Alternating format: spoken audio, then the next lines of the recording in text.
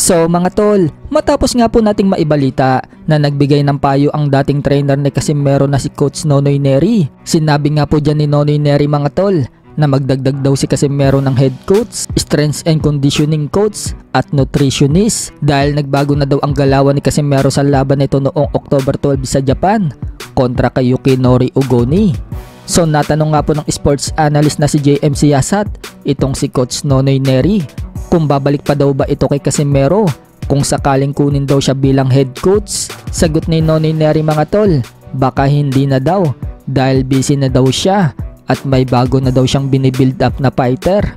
At yan nga daw ay si Vincent Astrolabio, nakakapanalo lang noong August laban sa bansang Thailand kontra kay Nawapong kay Kana, kung saan tinapos na ito ang Thai fighter sa round 11. Nasungkit nga po dyan ni Astrolabio ang title eliminator sa WBC sa Bantam.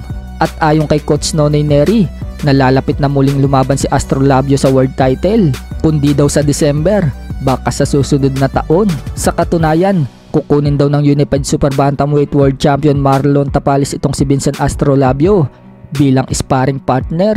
Paghahanda ni Tapales labang kay Naoya Inoue sa December 26. Sa kabilang banda naman mga tol, dating player ng YouTuber na si Boy Bagsik, sumabak na sa unang laban sa Manila sa amateur. Nagpakitang gilas nga po si Boy Bagsik mga tol at pinakita ang lakas niya. Pinasuko niya ang katunggali niya sa round 2 pa lang. Kahit na may suot-suot na headgear, yanig ang kalaban ni Boy Bagsik sa mga naglalakasang suntok na binibitawan nito. Dahil dyan, panalo si Boy Bagsik via technical knockout sa round 2. Courtesy of Kevin the Great mga tol. Ito po ang maikling highlights kung paano pinasuko ni Boy Bagsik ang kalaban.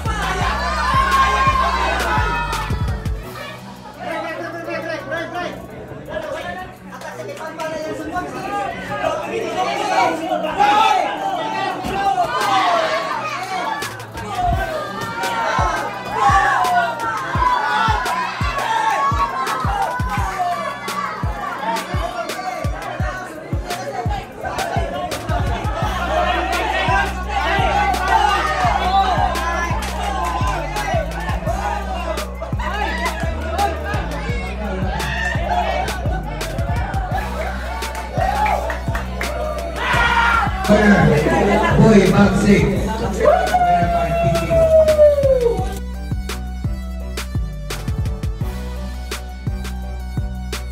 So noong nakaraang vlog natin, naibalita natin mga tol, nasasabak na si Boy Bagsik sa pro. Sa December daw ito lalaban mga tol, sa opening ng Casimero promotion sa Ormoc.